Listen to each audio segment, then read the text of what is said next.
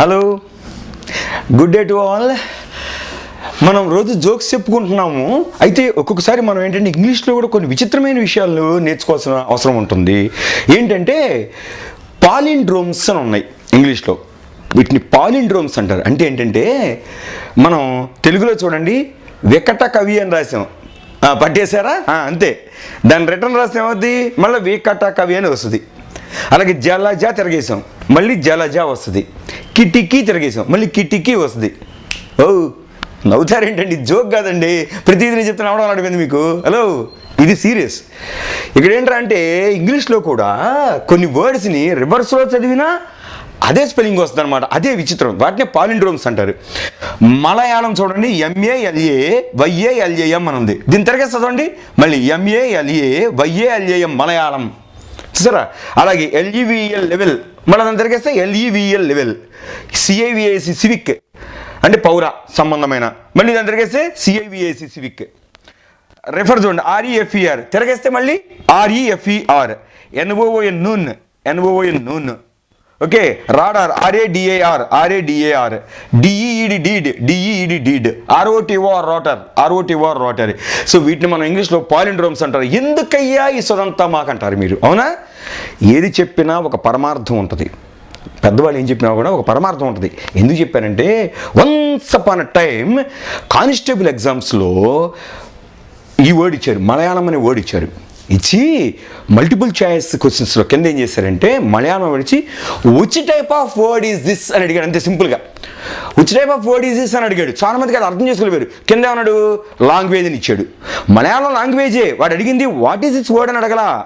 వాడు which type to belongs అని కూడా అడగల, దేనికి చెందింది అని కూడా అడగల. వాడేమన్నాడు? Which type of word is this అన్నాడు మలయాళం ఇచ్చి. సో మలయాళం అంటే ఏ విధమైనటువంటి వర్డ్ అని అడిగాడు. అడిగితే చాలామంది అంటే లాంగ్వేజ్ ఇచ్చాడు ఆప్షన్. చాలా 90% అప్లికెంట్స్ అందరూ ఏం చేశారంటే లాంగ్వేజ్ని ఎంచుకున్నారు. ఒకళ్ళు ఇద్దరు ఏం చేశారంటే వేరేదేదో ఎంచుకున్నారు నాలుగిట్లో. కానీ పాలిండ్రోమ్ అని ఇచ్చాడు. ABCDలో ఒకటేమో లాంగ్వేజ్ అన్నాడు, ఒకటేమో స్టేట్ అన్నాడు, తర్వాత సిటీ అన్నాడు, ఆకన్నా పాలిండ్రోమ్ అన్నాడు. అందరూ కూడా పాలిండ్రోమా ఏమన్నా అదేదో పెద్ద మాటలో ఉంది, అది కాదనుకుని ఏం చేశారు, అందరూ మలయాళం అనగా లాంగ్వేజ్ పెట్టేశారు. చాలామంది బయటకు వచ్చా, కొంతమంది దెబ్బలాడు కూడా లాంగ్వేజ్ కాకుండా ఎట్లా అవుతుందంటే. అది అడిగింది క్వశ్చన్ ఏంటంటే మలయాళం అని ఇచ్చి ఇది ఏ టైప్ ఆఫ్ వర్డ్ అని అడిగాడు, కానీ దేనికి చెందిన వర్డ్ అని అడగల. సో ఈ టైప్ ఆఫ్ వర్డ్ అనగానే ఇక్కడ పాలిండ్రోమ్ కింద వస్తుంది. అందుకని ఇలాంటి ఉపయోగాలు రేపొద్దున ఉంటాయి. పాలిండ్రోమ్ అంటే ఏంటంటే ఒక వర్డ్ స్పెల్లింగ్ తిరగేస్తుందని అదే స్పెల్లింగ్గా ఉండడానే పాలిండ్రోమ్ అంటాము. సో ఇది ఇవాళ ఒక ఇంపార్టెంట్ విషయం నేర్చుకున్నాం. పక్కన పడి ఉంచండి, ఆ పాలిండ్రోమ్ అనే మాట బట్టి ఉంచండి. దాని అర్థం ఒకటి తెలుసుకొని స్పెల్లింగ్ రివర్స్ చదివినా అదే స్పెల్లింగ్ వచ్చే వర్డ్ని పాలిండ్రోమ్ అంటారు. ఓ 10 సార్లు అనుకోండి, రాసుకోండి, పడి ఉంటుంది లైఫ్లో. ఓకే. ఇప్పుడు మనము అనాలిసిస్ ఆఫ్ సెంటెన్స్లో మనం ఏమనుకున్నాము, 3 types of sentences are there. They are simple sentence, complex sentence, compound sentence. First మనం సింపుల్ సెంటెన్స్ గురించి తెలుసుకున్నాం. ఈ సింపుల్ సెంటెన్స్ గురించి తెలిసింది అంటే ఎలారా అంటే గుర్తుపట్టడం తెలిసింది కదా. ఏంట్రా అంటే ఒక సెంటెన్స్లో కంజంక్షన్స్ లేకుండా ఫస్ట్ సెంటెన్స్ చూడండి, ఒకే ఒక ఫినిట్ వెర్బ్ ఉంటే, ఆ ఒక ఫినిట్ వెర్బ్ ఉంటే ఒక క్లాస్ ఉన్నట్లు లెక్క. ఆ ఒక క్లాస్ కూడా మెయిన్ క్లాసే అయి ఉండాలి. దాని సబార్డినేట్ క్లాస్ అంటే సగం అర్థం ఇచ్చేటువంటి ఒకే వాక్యం అయితే మరి ఎలా? అందుకని పూర్తి అర్థం ఇచ్చే వాక్యం అయి ఉండాలి. సో ఒకే ఒక ఫినిట్ వెర్బ్ ఉన్నటువంటి ఒకే ఒక క్లాస్ ఉన్నటువంటి సెంటెన్స్ని మనం ఏమన్నాం? సింపుల్ సెంటెన్స్ అంటాం. ఓకే. ఇప్పుడు ఈ సింపుల్ సెంటెన్స్లో మనం రాయడం కూడా నేర్చుకోవాలి. అంటే ఏంటంటే మనం నేర్చుకున్నాం, చూడగానే సింపుల్ సెంటెన్స్ అంటే ఎలా ఉంటుందా అని గుర్తుపట్టడం నేర్చుకున్నాం. కంజంక్షన్స్ లేకుండా ఉంటే, ఒకే ఒక ఫినిట్ వెర్బ్ ఉంటే అంటే ఒక క్లాస్ ఉన్నట్టు, ఆ క్లాస్ మెయిన్ క్లాస్ అయి ఉంటే అంటే పూర్తి అర్థం ఇచ్చే మెయిన్ క్లాస్ అయి ఉంటే దాన్ని మనం అన్నాము సింపుల్ సెంటెన్స్. సింపుల్ అనగా సింగిల్ క్లాస్ ఉండేటువంటి పూర్తి అర్థం ఇచ్చే సింగిల్ ప్రిన్సిపల్ క్లాస్ ఉండేటువంటి సెంటెన్స్ని సింపుల్ సెంటెన్స్ అంటాం. సింగిల్ ప్రిన్సిపల్ క్లాస్ ఉండేటువంటి అంటే దీన్నే సింగిల్ మెయిన్ క్లాస్, ప్రిన్సిపల్ అన్నా లేకపోతే మెయిన్ అన్న వల్ల సింగిల్ మెయిన్ క్లాస్ ఉన్నటువంటి సెంటెన్స్నే సింపుల్ సెంటెన్స్ అంటాం నేర్చుకున్నాం. మరి సింపుల్ సెంటెన్స్ రాయాలంటే ఏమీ కష్టంగా చూడండి ఒకసారి. I go to temple this morning అన్నాం. ఎంత పొడుగు సెంటెన్స్ ఉన్నా సరే మనం చూడాల్సింది దీనిలో ఎన్ని వెర్బులు ఉన్నాయంటే మనం ఏం చేయాలి? ఒకే ఒక ఫినిట్ వెర్బ్ పట్టాలి. అది ప్రెజెంట్ టెన్సే పెట్టమని కాదు, ఐ వెంట్ అనండి పర్లా. పోని ఎప్పుడు ప్రెజెంటే చెప్తుంటే ప్రెజెంటే రాయాలనుకుంటారేమో. I went to temple this morning, లేకపోతే I have gone, I had gone, I shall have gone. This morning తీసేస్తాం. అప్పుడు I shall have gone to temple. Tense ఏదైనా కావచ్చు, బట్ ఏంటంటే సింగిల్ ఇన్ఫినిటివ్ వెర్బ్ ఉండాలి. సో ఐ హ్యావ్ గాన్, లేకపోతే ఇలా రాయొచ్చు, లేకపోతే we are going to US for higher studies అన్నాం. ఇదేంటి సింపుల్ సెంటెన్సే. ఓరు నాయనా ఇంత పెద్ద ఉంది కదరా అనుకుంటారు. మిమ్మల్ని అలా రాయమంటే రాసేయడం ఏం లేదు ఇందులో. ఏంటంటే ఇన్ఫినిటివ్ వెర్బ్ ఒకటే ఉంది. గోయింగ్ అనేది ఇన్ఫినిటివ్ వెర్బ్ కాదు, ఇన్ఫినిటివ్. ఒక ఇన్ఫినిటివ్ వెర్బ్ ఉంది కాబట్టి ఇది ఒక క్లాసే ఉన్నట్టు. ఆ క్లాస్ పూర్తి అర్థం ఇస్తుందంటే yes we are going to US for higher studies, ఉన్నత విద్య కోసం మేము అమెరికా వెళ్తూ ఉన్నాం అని చెప్పాం. సో ఇప్పుడు ఇదేమైంది, సింపుల్ సెంటెన్స్ అయిపోయింది. కాబట్టి మనం సింపుల్ సెంటెన్స్ రాయాలంటే ఏంట్రా అంటే, అలాగే నేను ఎవరో మన అరే బాబు ఇవాళ సినిమాకి వెళ్దామంటే లేదురా బాబు నేను ఇవాళ ఎగ్జామ్ రాయాల్సి ఉందని చెప్పాలనుకోండి, మధ్యాహ్నం ఎగ్జామ్ రాయాలరా అని. అప్పుడు ఏమంటాం, అయ్యో యూనో హీనో, లేకపోతే లేదా మా అబ్బాయిని ఎవరో అడిగారు, అబ్బాయి లేరులే ఉత్తిని చెప్తున్నా, ఆ అబ్బాయిని ఎవరైనా అడిగారు ఏమంటే మీ అబ్బాయిని కొంచెం నేను బయటికి తీసుకెళ్దాం అనుకుంటున్నానంటే, నోనో వాడికి ఇవాళ ఎగ్జామ్ ఉంది, ఆ వాడు ఎగ్జామ్ రాయవలసి ఉంది, దీని ఇంగ్లీష్లో రాయాలంటే ఏమీ కష్టం లేదబ్బా, మై సన్ లేదా మై బ్రదర్ లేకపోతే మై ఫ్రెండ్, ఎవరైతే వాళ్ళ పేరు మీకు తెలుస్తుంది కదా, ఎవరి గురించి చెప్పదలుచుకుంటే వాళ్ళ గురించి, లేదా హీ అని సరిపోతుంది. సో మై ఫ్రెండ్ ఇక్కడ హ్యాజ్ ఒక పని చేయవలసి ఉంది, has to attend a function, an examination, ఏదైనా పర్లా. My friend has to attend a function, లేకపోతే my son has to write examination అన్నారు. ఇక్కడ ఏంట్రా అంటే మనం సింపుల్ సెంటెన్స్ రాసామా అంటే ఏమీ లేదు, మీరే చూసుకోండి. మనమే రాసామో మనకే డౌట్ వస్తుంది. ఏంటంటే ఇందులో వెర్బ్ అన్న ఇది లెక్క చూసుకోండి, ఇదిగోండి హ్యాజ్ అని ఒకే ఒక వెర్బ్ వచ్చింది కాబట్టి ఏమైంది, సింగిల్గా ఉంది. టు అటెండ్ అన్నాం, అటెండ్ అనేది ఇన్ఫినిటివ్ వెర్బ్ అయింది. ఎందుకైంది, దాని ముందు టూ ఉంది కాబట్టి. ఒక వెర్బ్కు ముందు ప్రిపోజిషన్ వచ్చినా, ఒక వెర్బ్లో ఇంగ్ వచ్చినా, ఒక వెర్బ్లో డన్ వచ్చినా అదేమన్నాం ఇన్ఫినిటివ్ వెర్బ్స్ అనేసాం. ఇలాంటి వెర్బ్లు ఎన్ని వచ్చినా లెక్కలోకి రావు, మనకు లెక్కలోకి వచ్చేది ఫినిటివ్ వెర్బే. సో ఇక్కడ ఫినిటివ్ వెర్బ్స్ ఎన్నో రాయారంటే టెన్స్ చెప్పే వెర్బు, నేను పలానా టెన్స్ నుంచి చెప్పే వెర్బ్ ఏది అంటే ఇది ఒకటే, హ్యాజ్ అనేది మాత్రం నేను పలానా టెన్స్ నుంచి చెప్తుంది కాబట్టి దీని ఏమన్నా ఇక్కడ సింగిల్గా ఉంది వెర్బు. ఒక వెర్బే ఉంది కాబట్టి అక్కడ ఒక అంటే ఫినిటివ్ వెర్బ్ ఒకటే ఉంది కాబట్టి దాని అన్నాం సింగిల్ క్లాస్ అన్నాం, అంటే ఒకే క్లాస్ ఉంది కాబట్టి దీని అన్నాం సింపుల్ సెంటెన్స్ అన్నాము. లెంగ్త్ ఎంతన్నా ఉండనండి, ఇన్ఫినిటివ్ వెర్బ్లు ఎన్నన్నా ఉండనండి, ఒకే ఒక ఫినిటివ్ వెర్బ్ ఉంది. సో ఒకే ఒక మెయిన్ క్లాస్ ఉన్నట్లు పూర్తి అర్థమేస్తుంది. అలా మనం చేసామన్నమాట. ఇప్పుడు అలా మీరు ఏదైనా చెప్పచ్చు. Okay, my master is singing a good song అన్నాం, చెప్పండి my master is singing a good song అన్నాం. అందులో ఎన్ని వెర్బ్లు ఈజ్ అని ఒకే ఒక ఫినిటివ్ వెర్బ్ ఉంది. అలా మన సెంటెన్సెస్ ఎందుకు చేయలేము? దీనికి స్పోకెన్ ఇంగ్లీష్ అంటే ఎవరు కూర్చొని చెప్తారు? అంతే, మనం కన్స్ట్రక్షన్ చేసుకుంటూ పోవాలా. సింపుల్ సెంటెన్స్ అర్థమైంది, సో ఒక వెర్బ్ తీసుకోవటం, దాంతో మనం ఒక సెంటెన్స్ మేకింగ్ చేయడం, ఒకే ఒక ఫినిటివ్ వెర్బ్ ఉండేది చూసుకోవడం. అది ప్రెజెంట్ అవ్వచ్చు, పాస్ట్ అవ్వచ్చు, ఫ్యూచర్ అవ్వచ్చు. ఇప్పుడు ఫ్యూచర్ కూడా రాయొచ్చండి. ఏంట్రా అంటే షీ అంటే ఆమె, లేకపోతే షీలా ఏదో ఒక పేరు, షీలా అన్నాం. Will be learning dance after exams అన్నాం. అంటే ఏమన్నాం, ఎగ్జామ్స్ అయిన తర్వాత ఆమె నేర్చుకుంటూ ఉండబోతోంది ఏది, డ్యాన్స్ని అని చెప్పాం. ఇది ఎలాంటి సెంటెన్స్ అంటే చూడండి, ఇక్కడ షీలా విల్ బీ మొత్తం ఒకటే వెర్బ్, ఏంటంటే ఫ్యూచర్ చెప్తోంది, ఫ్యూచర్ కంటిన్యూస్ టెన్స్లో ఉంది. సో ఇందులో ఉన్నది ఒక వెర్బే ఫినిట్ వెర్బ్, బి అనేది కూడా ఫినిట్ కాదు, ఎందుకంటే విల్ బీ మొత్తం ఒకటే వెర్బ్ కాబట్టి మొత్తం ఫినిట్ అనుకున్నా. లెర్నింగ్ అనేది ఇన్ఫినిట్ కదా, అలాంటివి ఎన్నైనా ఉండొచ్చు అంటున్నా. కాబట్టి ఫినిట్ వెర్బ్ ఒకటే ఉంది కాబట్టి దీని ఏమన్నా ఒకే ఒక ఫినిట్ వెర్బ్ ఉంటే ఒకే ఒక క్లాస్ ఉన్నట్లు లెక్క. ఇందులో ఈ సెంటెన్స్ మొత్తంలో ఉన్నది ఏంటంటే ఒకే ఒక ఫినిట్ వెర్బ్, ఎత్తుకోండి ఇంకేమైనా ఉన్నాయేమో పోనీ, ఒకటే ఒక ఫినిట్ వెర్బ్ ఉంది, అదేంటంటే విల్ బీ.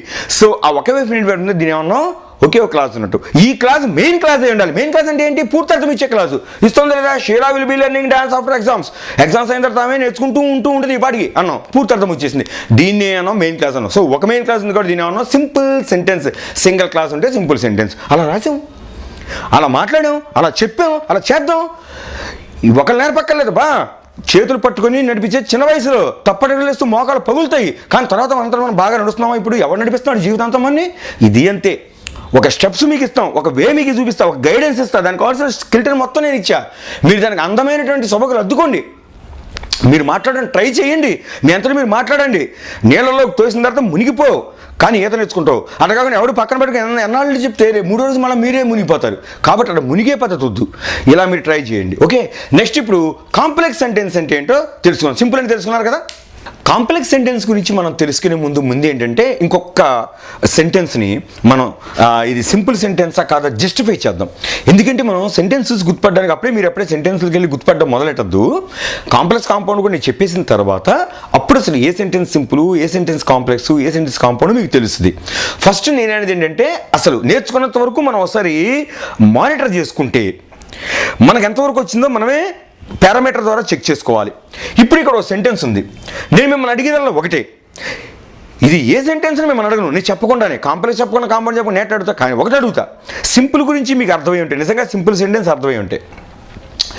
ఈ సింపుల్ సెంటెన్స్లో ఉందా లేదా ఇచ్చినది, ఇప్పుడు ఇచ్చిన సెంటెన్స్ సింపుల్ సెంటెన్సా కాదా అని మీరు చెప్పగలగాలి. ఓకే, అలా చెప్పాలంటే ఏం చేయాలనేది మళ్ళీ ఒకసారి నేను మీకు ఎక్స్ప్లెయిన్ చేస్తా. ఇక్కడేముంది, you have only 4 options to choose to answer this multiple choice question. ఇది ఒక ఎగ్జామ్ పేపర్లో ఇచ్చాడండి. చూడండి ఎలా ఉందో.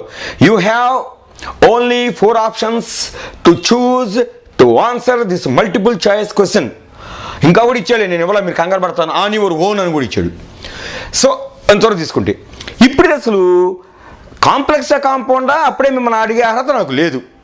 బట్ సింపులా కాదా మాత్రం నేను మిమ్మల్ని అడగలను, మీరు కూడా చెప్పగలగాలి. చెప్పండి ఇది సింపులా కాదా అంటే ఎలా చెప్తారు. ఒక సెంటెన్స్ అసలు సింపులా కాంప్లెక్సా కాంపౌండా తెలుసుకోవాలంటే ఫస్ట్ మనం చేయాల్సింది ఏంటంటే వెర్బుని లెక్క చూడాలి. అక్కడ నేనేం చెప్పాను, ఉన్న సెంటెన్స్లో ఫినిట్ వెర్బు అది లెక్క.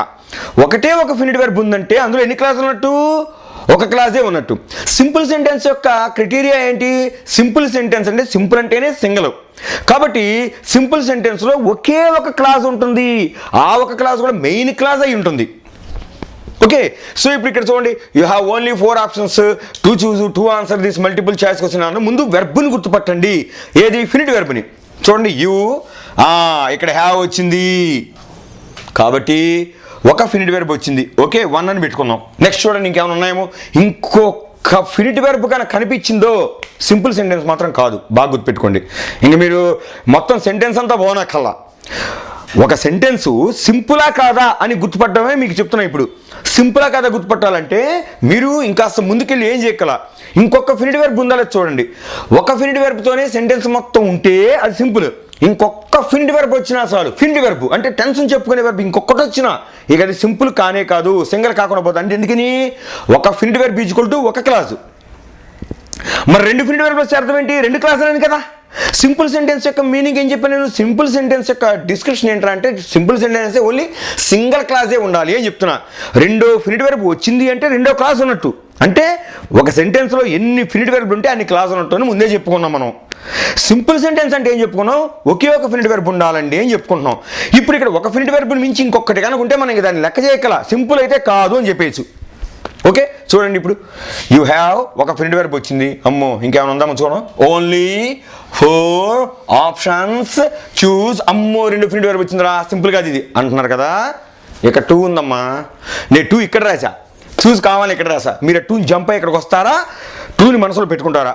అంటే వెర్బుకు ముందు ప్రిపోజిషన్ వస్తే అంటే అర్థం వెర్బుకు ముందే వచ్చింది. మీ దృష్టిలో దీని పక్కన వెర్బ్ ఉండి ముందంటే దీని ముందే ఉండాలని కాదు. ఇక్కడ చూజ్ అన్న అంటే దీని ముందు 2 ఉన్నట్టేగా, లైన్ సరిపో కింద రాసా అంతే కదా. సో ఇప్పుడు చూడండి, యూ హ్యావ్ అంటే ఒక వెర్బ్ వచ్చింది. Only 4 options to choose. Choose అనేది వెర్బే, మామూలుగా దానిలో 2 ఉండేది. కానీ ఇక్కడ 2 ఎప్పుడైతే వచ్చిందో ఇక్కడ ప్రిపోజిషన్ వెర్బ్ ముందు వచ్చిందంటే అందులో 2 లేచిపోతుంది. అదిగా చచ్చిపోతుంది ఆ వెర్బ్. దాన్నే ఇన్ఫినిటివ్ అంటే అనంతం అయిపోయింది. ఇక్కడ అర్థమైంది, టు చూజ్ అంటే ఎంచుకున్నటకు. ఎప్పుడు ఎంచుకున్నటకో చెప్పలా, ప్రజెంట్ ఎంచుకున్నట్టుగా పాస్ట్లో ఎంచుకున్నట్టుగా అని చెప్పలా. ఉత్త చూసుంటే మన దానిలో డూ ఉంది కాబట్టి ప్రస్తుతం ఎంచుకుంటా అని పెట్టేవాళ్ళం. చోజ్ ఉంటే కనుక డిడ్ ఉంది కాబట్టి గతంలో ఎంచుకుని పెట్టుకునేవాళ్ళం. షెల్ చూజ్ అంటే కనుక ఓహో షెల్ ఉంది కాబట్టి ఫ్యూచర్లో ఎంచుకోబోతున్నాను చెప్పచ్చు. కానీ ఇక్కడ ఏమీ లేదు, టూ చూజ్ ఉంది. అంటే వెర్బుకు ముందు ప్రిపరేషన్ వస్తే వెర్బులో ఇంకేం ఉండదు. డూ లేదు, డజ్ లేదు, డిడ్ లేదు, డన్ లేదు, ఏమీ లేదు. ఇక ప్లెయిన్ ఉండిపోతుంది వెర్బు. అలా ఉంటే అది ఇన్ఫినిటివ్. కాబట్టి ఇన్ఫినిటివ్ వెర్బుని లెక్కలో తీసుకోకూడదు. ఇది బాగా గుర్తుపెట్టుకోండి. కాబట్టి ఇది లెక్కలోకి రాదు. ఉత్తిని అండర్లైన్ చేస్తున్నా, గుర్తుపెట్టుకోండి. ఇది లెక్కలోకి రాదు, టూ ఉంది కాబట్టి. నెక్స్ట్ టు ఆన్సర్, మళ్ళీ జవాబు ఇచ్చుటకు అన్నాం. ఆన్సర్ అనేటువంటి దానిలో డూ ఉండేది మామూలుగా అయితే. అంటే అది ఫినిట్ వెర్బ్ అయ్యేది, చచ్చేవను అంటే ఇప్పుడు సింపుల్ కాకుండా పోయేది. కానీ దాని ముందు ఇక్కడ టూ ఉంది కాబట్టి ఇప్పుడు ఆన్సర్లో డూ ఉండదు, డజ్ ఉండదు, డిడ్ ఉండదు, డన్ ఉండదు, షెల్ ఉండదు, ఏముండదండి. ఒక వెర్బ్కు ముందు ప్రిపోజిషన్ వచ్చింది అంటే ఆ వెర్బ్లో ఇంకేముండదు, అది ఇన్ఫినిటివ్. ఒక వెర్బ్లో ఇంగు చేరిందంటే అది ఇన్ఫినిటివ్, ఒక వెర్బ్లో డన్ చేరిందంటే అది ఇన్ఫినిటివ్. సో ఇక్కడ టూ ఆన్సర్ అని వచ్చింది కాబట్టి ఇది కూడా వెర్బే, కానీ అంటే చూడ్డానికి వెర్బ్ కనిపిస్తుంది కానీ ఇది ఇన్ఫినిట్ వెర్బ్. ఇన్ఫినిట్ వెర్బ్ అయితే మనకు లెక్కలో లేదు, ఉండనండి ఏం పర్లా, అది ఎన్నన్నా ఉండనండి. అర్థమవుతుంది మీకు నేను చెప్పింది ఏంటి? సింపుల్ సెంటెన్స్ అంటే వెర్బ్ సింగిల్గా రావాలంటల్లా, ఒకే వెర్బ్ రావాలంట, ఒకే ఫినిట్ వెర్బ్ రావాలంటున్నా. అది బాగా నోట్ చేసుకోండి. సింపుల్ సెంటెన్స్ అంటే ఒకే ఒక ఫినిట్ వెర్బ్ ఉండాలి. ఇన్ఫినిట్ వెర్బ్స్ ఉండొచ్చు, ఉండకపోవచ్చు, ఎన్నైనా ఉండొచ్చు, అసలు లేకపోవచ్చు. ఇన్ఫినిట్ వెర్బ్ల గురించి జోలికే పోకల మనం బాధపడకల. బట్ గుర్తుపెడితే చాలు, ఒరే బాబు ఈజ్ గోయింగ్ ఉందిరా, ఇందులో ఎన్ని వెర్బ్లు రా అంటే ఈజ్ గోయింగ్ రెండు వెర్బ్ల కింద లెక్క తీసుకోకూడదు. గోయింగ్ అనేది ఇంగ్ ఉంది కాబట్టి ఇన్ఫినిటివ్. ఈజ్ మాత్రమే అక్కడ టెన్స్ చెప్తాను కూడా ఒక వెర్బే ఉన్నట్లు లెక్క. అలాగే హ్యాస్ గాన్ అని కనిపించింది, హ్యాస్ చూడగా మనం ఏమంటాం, వెర్బ్ పలానా టెన్స్ రా ప్రెజెంట్ టెన్స్ చెప్తున్నాం, కానీ గాన్లో డన్ ఉంది, ఇక అది ఇన్ఫినిట్ అయిపోయింది, దాని గురించి చెప్పకల్లా. సో ఇక్కడ ఏంటంటే answer this multiple choice question. So ఇందులో టోటల్గా మనకు కనబడుతున్న వెర్బ్స్ 3. హ్యావ్ అనే వెర్బ్ కనబడింది చూడండి, ఇలా చేసుకుంటే వెళ్ళండి. నేను బాగా చెప్పట్లేదా? మెచ్చుకోరా నన్ను ఇలా చెబితే? రైట్.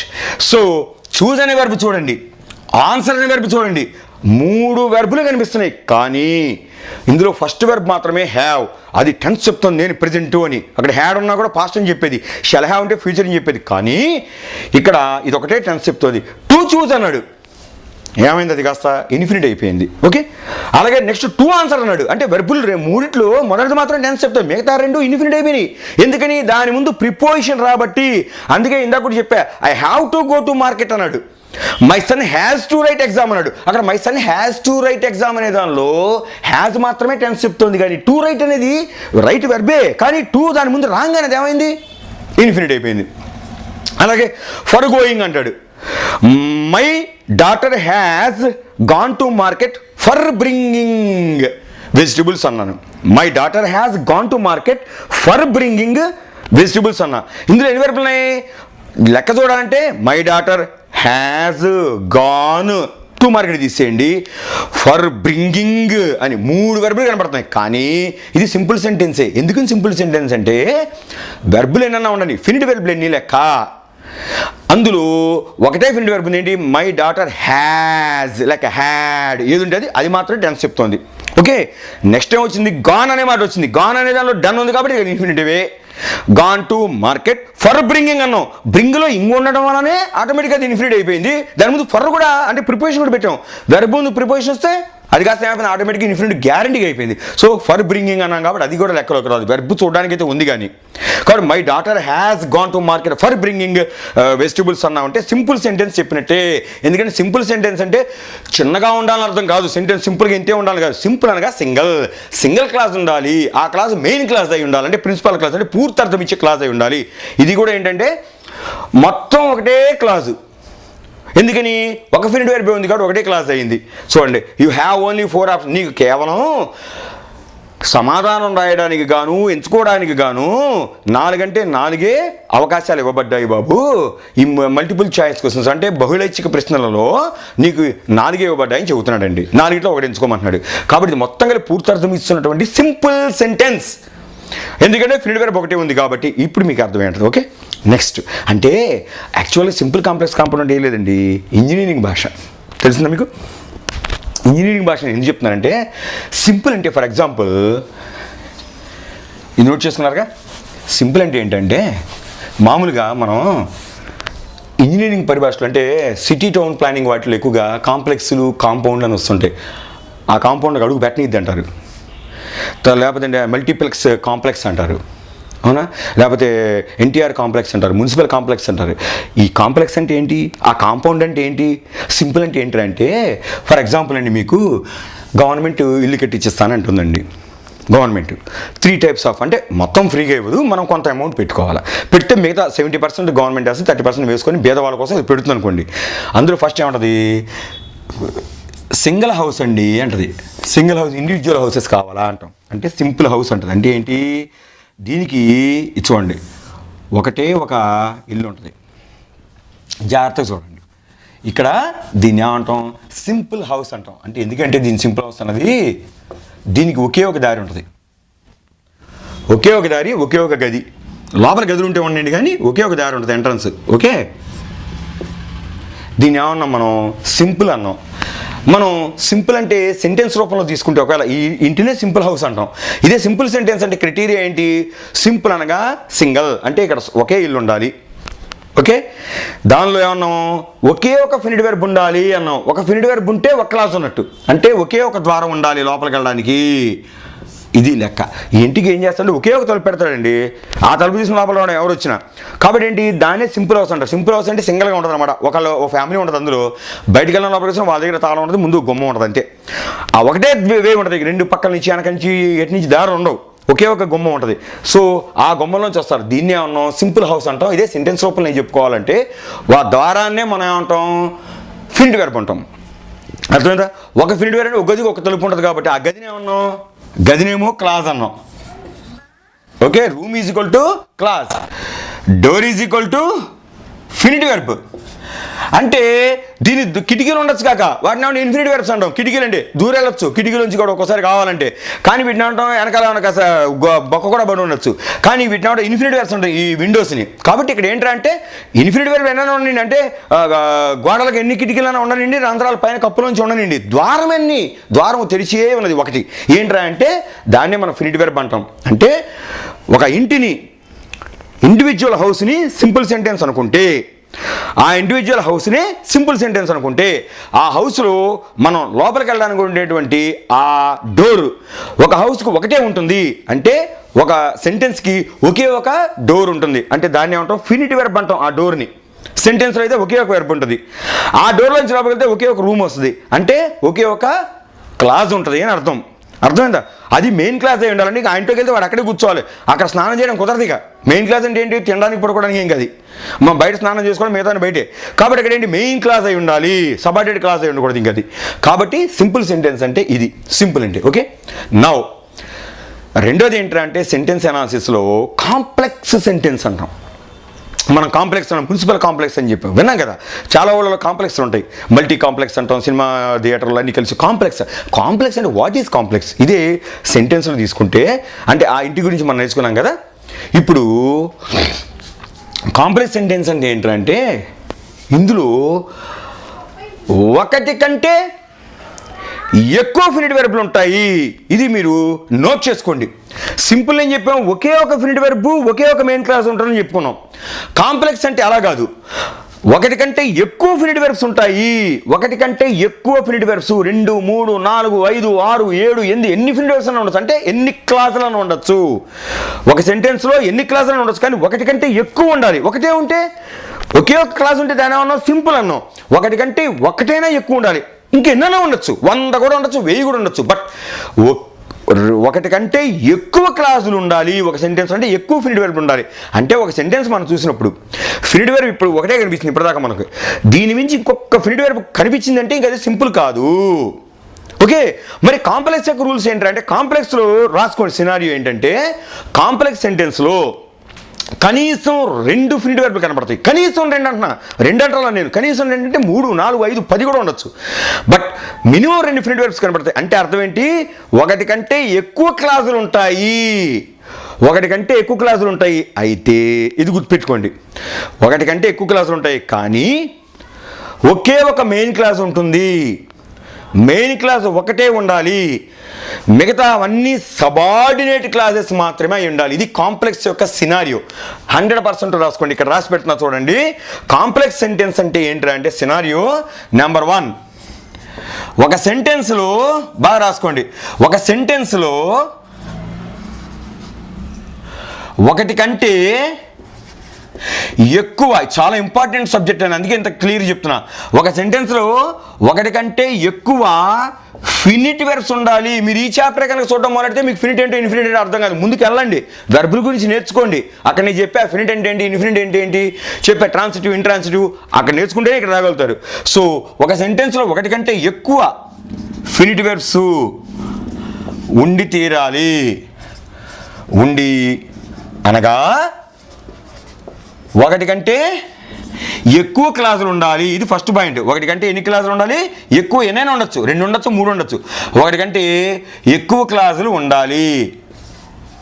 అంటే ఏంటి, ఎన్ని వెర్బులు ఉంటే అన్ని క్లాసులు ఉన్నట్టు కదా. సో మినిమం 2 వెర్బులు ఉండాలంటే 2 క్లాసులు ఉంటాయి, 3 వెర్బులు ఉండొచ్చు 3 క్లాసులు ఉన్నట్టు. కానీ 1 కంటే ఎక్కువ క్లాసెస్ ఉండాలి. ఉండి ఎన్ని క్లాసులు ఉన్నా మెయిన్ క్లాస్ మాత్రం ఒక్కటే ఉండాలి. అంటే పూర్తార్థాన్ని ఇచ్చేటువంటి ప్రిన్సిపాల్ క్లాసు లేక మెయిన్ క్లాస్ ఒక్కటే ఉండాలి. 2వ పాయింట్ ఇది రాసుకోండి. ఏంటంటే కానీ కాంప్లెక్స్ సెంటెన్స్ రూల్స్, నేను చెప్పేది కాంప్లెక్స్ సెంటెన్స్లో ఒకే ఒక్క మెయిన్ క్లాస్, పూర్తార్థం ఇచ్చేటువంటి ఒకే ఒక్క మెయిన్ క్లాసు ఉంటుంది. ఒకే ఒక మెయిన్ క్లాస్ ఉంటుంది.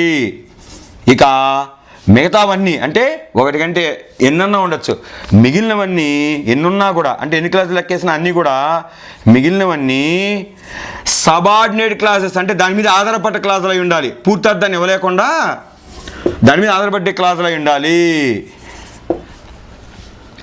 ఎన్నైనా ఉండొచ్చు. కాకపోతే కాంప్లెక్స్ సెంటెన్స్ యొక్క సినారియో ఏంటంటే, మరొకసారి చెబుతున్నా, కాంప్లెక్స్ సెంటెన్స్ అనగా ఈ సెంటెన్స్లో ఒకే ఒక మెయిన్ క్లాస్ ఉంటుంది.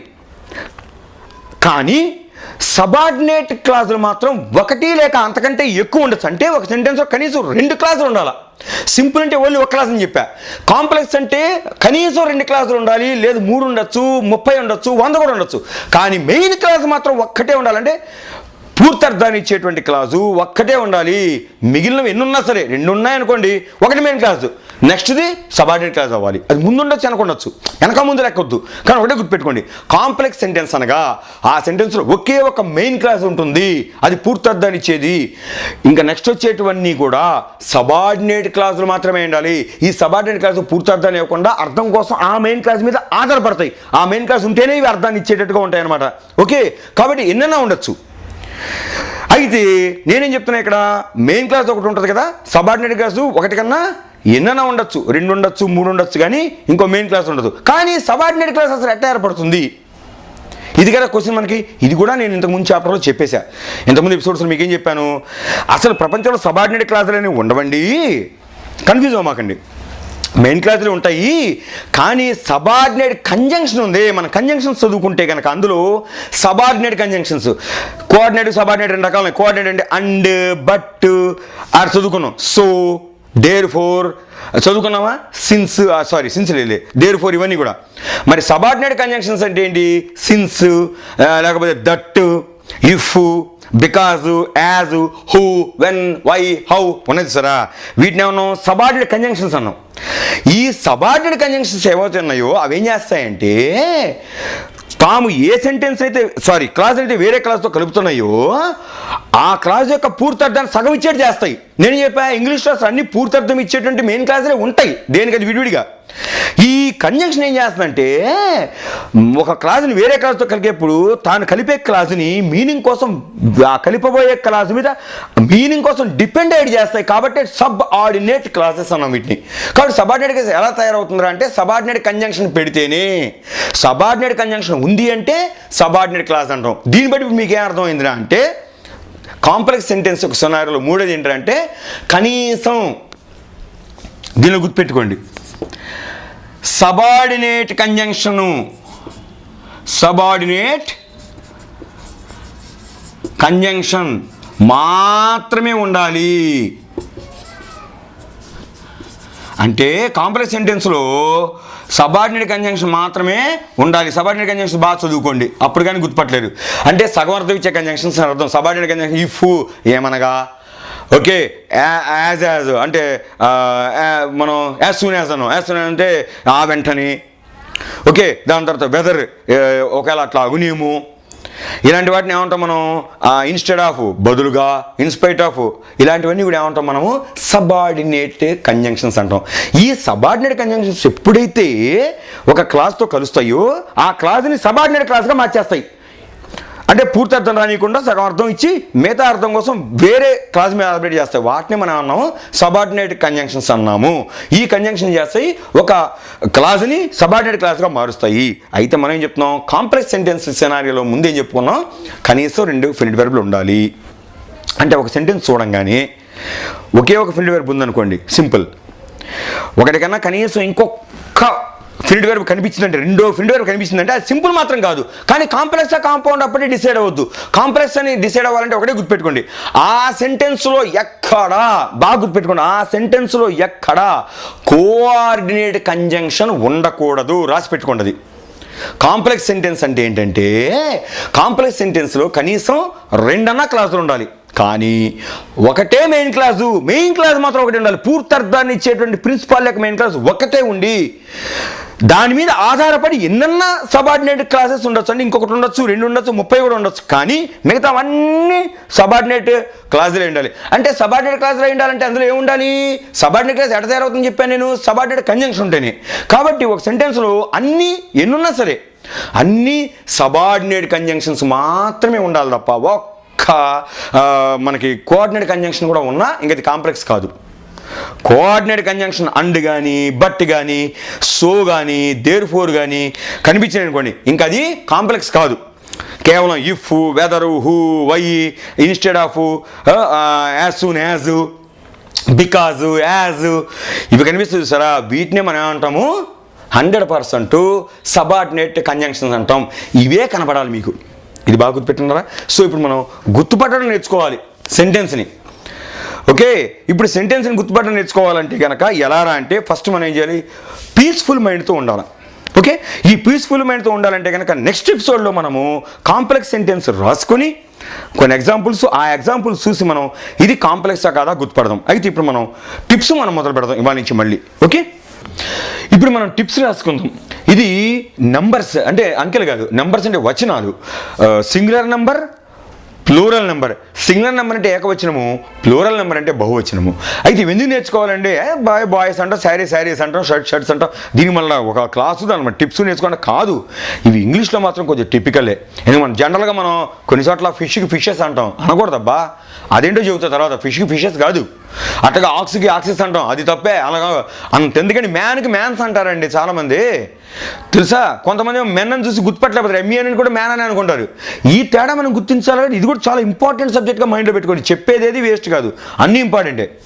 సో ఇక్కడ చూడండి, సింగులర్, ప్లూరల్ అటు ఇటు టేబుల్ ఇచ్చా, మీరు రోజు రాసుకుంటాను, కొన్ని చొప్పున చెబుతుంటా.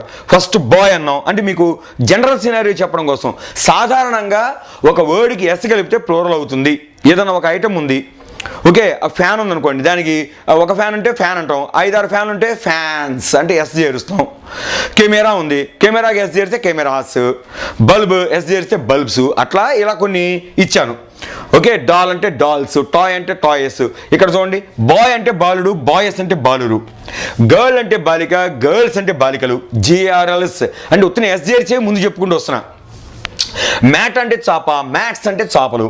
చైర్ అంటే కుర్చీ, చైర్స్ అంటే కుర్చీలు. ఫోన్ అంటే దూరవాణి, ఫోన్స్ అంటే దూరవాణులు. అంటే ఒకటే ఎక్కువ ఫోన్లు ఉంటాయి. ఇక్కడ చూడండి, మ్యాన్, ఎంఏఎన్ మ్యాన్ అంటే ఒక మగ మనిషి. ఎంఏఎన్ మ్యాన్ అంటే మరి ఒకరికంటే ఎక్కువ మంది మగ మనుషులు పెద్దవాళ్ళు ఉన్నారనుకోండి, చిన్నపిల్లల బాయ్స్ అంటాం కదా, పెద్దవాళ్ళు అయితే కనుక అక్కడ ఒక మ్యాన్ అంటాం, నా ఏజ్ వాళ్ళని. మన నాలంటి వాళ్ళు 4-5 ఉంటే ఎప్పుడు ఏమంటాం? ఎంఈఎన్ మెన్ అనాలి, గుర్తుపెట్టుకోండి. అంటే ఎంఈఎన్ మెన్ అంటే మనుషులు, ఒక మనిషి కాదు. ఒకటికంటే ఎక్కువ మంది మగ మనుషులు ఉంటే కనుక ఏమన్నాం మనం? మెన్ అంటాం, ఎంఈఎన్ మెన్. ఓకే, బాగా గుర్తుపెట్టుకోండి. ఇక నుంచి ఆ తప్పు చేయొద్దు మనం. మ్యాన్స్ అన్న దగ్గర నుంచి. మ్యాన్ అంటే ఒక మనిషి, మ్యాన్ అనే మాటకి బహువచనం అంటే ప్లూరల్ ఏంటంటే ఎంఈఎన్ మెన్ అంటే మనుషులు, అంటే మగ మనుషులు. అలాగే ఉమెన్, అది కూడా అంతే, WOMAN ఉమెన్ అంటాం. బట్ WOMANకి ప్లూరల్ ఏంటంటే ఎక్కువ మంది స్త్రీలు అక్కడ ఉంటే కనుక ఉమెన్స్ అనకూడదు, ఉమెన్ అనాలి. WOMEN women. ఉమెన్ అంటే ఒక స్త్రీ, ఉమెన్ అంటే ఒకరికంటే ఎక్కువ ఆడవాళ్ళు. సో ఇక్కడ ఉమెన్ అంటే ఆడమనిషి, ఉమెన్ అంటే ఆడమనుషులు. ఉమెన్ అంటే ఆడమనుషులు అని రాసుకోండి. ఓకే, నెక్స్ట్ ఏంట్రా అంటే చైల్డ్ అంటే శిశువు. చాలామంది శిశువులు అంటే చిన్న పిల్లలు అంటే మగపిల్ల కానీ ఆడపిల్ల కానీ. చైల్డ్ అంటే మగపిల్ల అవ్వచ్చు, ఆడపిల్ల అవ్వచ్చు. చైల్డ్ అంటే శిశువు, చిన్న పాప. ఇన్ఫాంట్ కాదు, ఇంకా శైశవ దశలు ఉంటే కనుక ఇన్ఫాంట్స్ అంటాం. ఇన్ఫాంట్ కాదు, చైల్డ్ అంటే మాకు కొంచెం పిల్లవాడు, పిల్ల అంటాం. పసిపిల్లవాడు, పసిపిల్ల. ఈ శిశువుకి ప్లూరల్ ఏంటంటే చైల్డ్స్ అంటారు. చాలా మంది చైల్డ్స్ కాదు, చిల్డ్రన్. చిల్డ్రన్ అంటే ఒక పాప కాదు, ఒకరికంటే ఎక్కువ మంది శిశువులు లేక పిల్లని మనం చిల్డ్రన్ అంటాం. అర్థమవుతుంది? ఒక పాపే ఉంటే చైల్డ్, ఒక బాబే ఉంటే చైల్డ్, ఒకరికన్నా ఎక్కువ మంది ఉంటే చిల్డ్రన్. అది గుర్తుపెట్టుకోండి. CHILD REN అంటే చిల్డ్ రన్ అంటే ఆర్యన్ రన్ కాదు, REN run, children. Okay. Next aux అంటే ఎద్దు, అంటే ఒక ఎద్దు ఉందనుకో ఆక్స్ అంటాం. ఒకటి కంటే ఎక్కువ ఎద్దులు ఉన్నాయనుకోండి ఆక్సన్, OXEN ఆక్సన్ అంటాం, అంటే ఎద్దులు. తర్వాత FOX ఫాక్స్ అంటే నక్క, FOXకి EN కలపాలి. అంటే ఎప్పుడైనా సరే ఒక వర్డ్ చివరి ఎక్స్ వస్తుంది, దాని ప్లోరల్ వచ్చినప్పుడు ఎన్ వస్తుంది, EN వస్తుంది అనమాట. అర్థమవుతుందా? అది బాగా గుర్తుపెట్టుకో. ఒక వర్డ్ చివరి కనుక ఎక్స్ వచ్చి దాని కనుక ప్లోరల్ చెప్పాలంటే కనుక EN వస్తుంది. So fox, FOX fox. దీని ప్లోరల్ ఏంటంటే FOXEN ఫాక్సన్. గుర్తుపెట్టుకోండి, FOXEN ఫాక్సన్ అంటాం, అంటే నక్కలు, ఒక నక్క అంతకని ఎక్కువ నక్కలు. ఇది ఇవాళ ఇచ్చా. రేపు నెక్స్ట్ ఎపిసోడ్లో నేను చేస్తాను, మిగతా టిప్స్ కూడా మీకు కంటిన్యూ చేస్తా. ఈ ఎపిసోడ్ బాగా నచ్చినట్లయితే కనుక దయచేసి లైక్ కొట్టండి. నెక్స్ట్ ఎపిసోడ్ మిస్ అవ్వకండి. అర్థం కాకపోతే కనుక సాయంత్రం 7 తర్వాత ఫోన్ చేసి నన్ను అడగండి. దీన్ని అందరికీ షేర్ చేయండి. All the best. 7, 6, 5, 4, 3, 2, 1. You'll never have the sacred stone. Oh, this you crazy mother. Hi viewers, it's me. I wanna follow you. I wanna follow you. వచ్చేసావా? నేను వీళ్ళకి ఏదో చెప్పుకుందామని వచ్చాను. దయచేసి నన్ను చెప్పుకోనరా, నీకు దండం పెడతాను. వెళ్ళరా బాబు. బాబు నువ్వేంది, నీ అవతారం ఏంది, ఆ పిల్లకేంది ఏంటి, ఏం చేద్దామని మా వ్యూవర్స్ అందరినీ మీకు ఏదో చెప్పాలని వచ్చాను. దయచేసి ఇంటికి పంపించండి ప్లీజ్. ఒక ముఖ్యమైన విషయం చెప్పడానికి వచ్చాను. అరే బాబు నీకు దండం పెడతాను, వెళ్ళరా. ఏంటో అంత ఇంపార్టెంట్ మ్యాటరు, నువ్వు చెప్పేది వాళ్ళు వినేది, మేమో చెప్తాం అదేదో. సరే ఇంతకేమంటావు నువ్వు? వేసిన నేసాలు చాలు, కానీ నేను ఎవరో తెలుసుగా, నీ అంతరాత్మని. అదేదో నేను చెప్తా వాళ్ళకి, నువ్వు ఇంకా దయచేయి, సరేనా? సరే వ్యూవర్స్, ఆడితో బాధ్యత మీరే పడండి, నేను వెళ్తున్నాను. బాయ్. హాయ్ వ్యూవర్స్, ఏదో సరదాగా చేశాను అంతేగాని ఏం లేదు. జస్ట్ మీకు సరికొత్తగా ఈ ఇంగ్లీష్ క్లాసెస్ తర్వాత మీ ముందుకి విజువల్ ఎఫెక్ట్స్, మల్టీమీడియా తీసుకురావడానికి నేను ఒక ప్లాన్ చేశాను. సో దాని గురించి మీకు ఎక్స్ప్లెయిన్ చేయడం కోసం వచ్చాను. అసలు ఈ మల్టీమీడియా అంటే ఏంటి, అలాగే ఈ విజువల్ ఎఫెక్ట్స్, ఈ యూట్యూబ్ సంబంధించిన ఈ graphics videos, title animations, short films, వీటన్నిటిని అసలు ఎలా చేస్తారు, చేయాలనుకుంటే అసలు మనం ఏం చేయాలి, మనం ఏం నేర్చుకోవాలి అనే దాని గురించి మీకు ఇప్పుడు చెప్పడానికి వచ్చాను. ఇప్పుడు మీకు మన ఈ కోర్సులో ఎక్స్క్లూజివ్గా మీకు నేను చెప్పాలనుకునేది ఏంటంటే editing, graphics, short film making, ఇంకా ఇలా మరిన్ని ఇంకా కొత్త విషయాలు, అలాగే ఎవరైతే ఇంట్రెస్ట్ ఉన్నారో వాళ్ళందరూ నేర్చుకోవడానికి మీకు మీ ముందుకు సరికొత్తగా మళ్ళీ రాబోతున్నాను. సో ఇంగ్లీష్ లాగానే దీన్ని కూడా ఆదరిస్తారని ఆశిస్తూ థ్యాంక్ యూ.